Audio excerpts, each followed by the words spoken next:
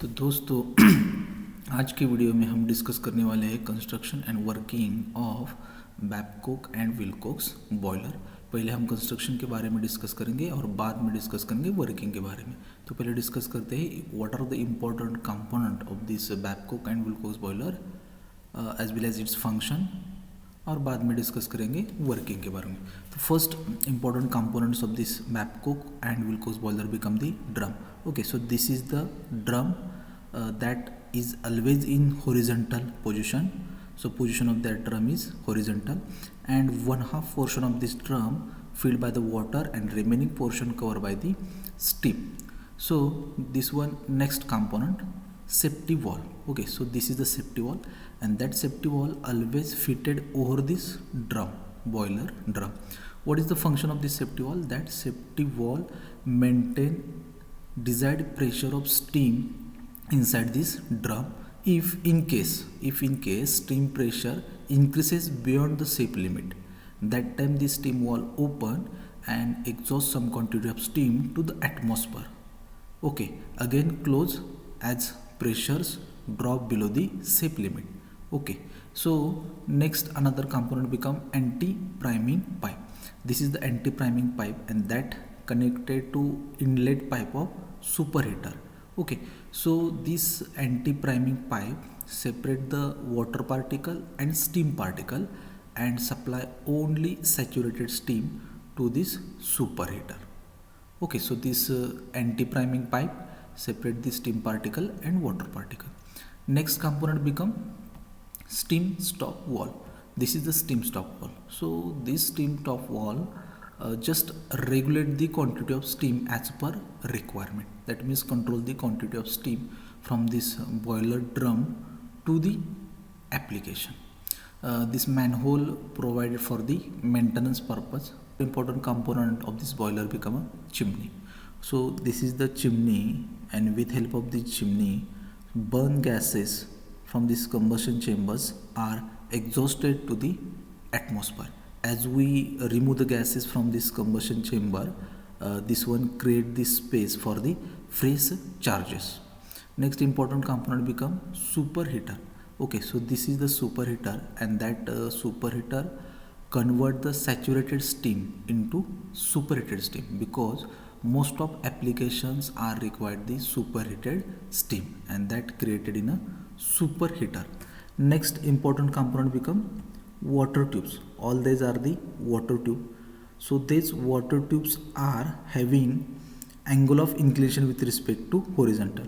So mostly 5 to 15 degree angle of inclination is provided to create the natural circulation or natural flow of water from drum to tube and tube to drum. Next important component become downtake header. Okay, so this is the downtake header, and that downtake header distribute the equal quantity of water into the number of tube. So next important component become baffle plates. Okay, so these are the baffle plates. So with help of this baffle plate, we just deflect the hot flue gases inside this combustion chamber. As we deflect these hot flue gases, so this deflection create the zigzag flow of the hot flue gases over this tube, and this zigzag flow of hot flue gases increases the heat transfer rate from flue gases to tube. So obviously heat transfer coefficient is increases, and maximum heat of the hot flue gases transfer to the water. So these baffle plates help us to increases the heat transfer rate. Then next important component become ash pit. So this is the ash pit.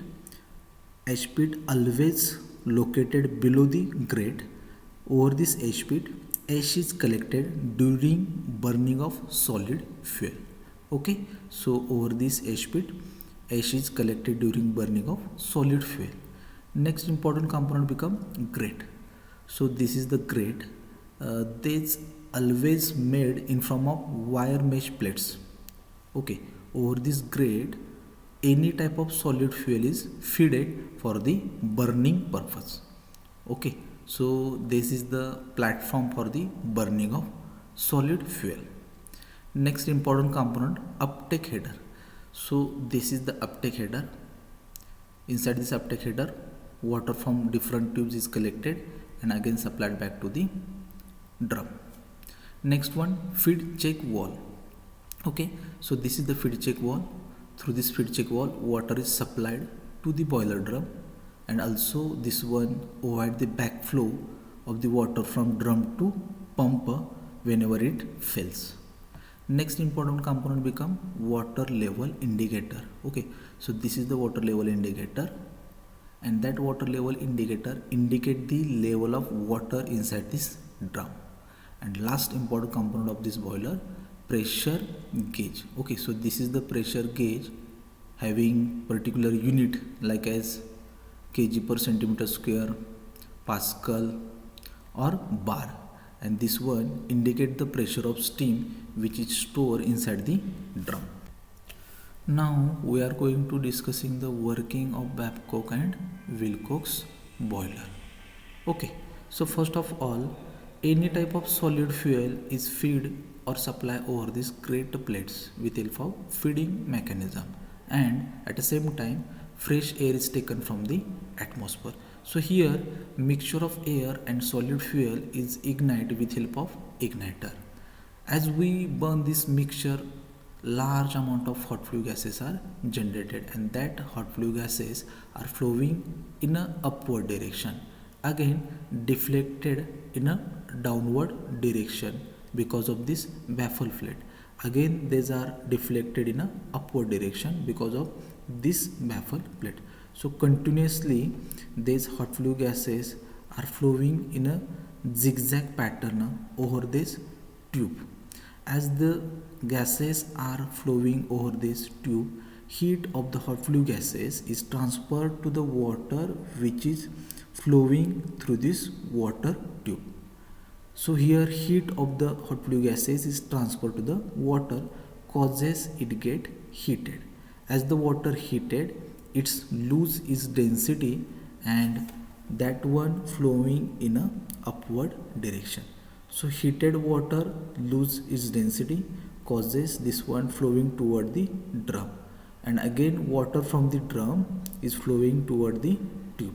So this flow of the water from tube to drum and drum to tube is created, called as the natural circulation. So this natural circulation due to the density difference between hot water and cold water. So this water is continuously flowing from drum to tube and tube to drum until it converted into steam.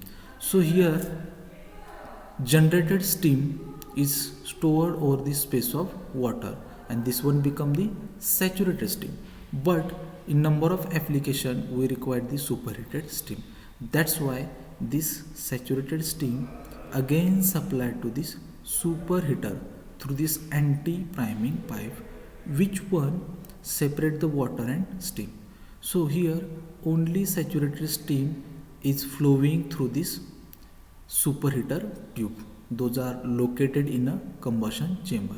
As the saturated steam is flowing through this tube, heat of the hot flue gases is transferred to it, causes it converted into superheated steam, because that temperature of the steam is increases, and that finally superheated steam supplied to the application through this steam stop valve, and gases leaving the tube are exhausted to the atmosphere through this chimney.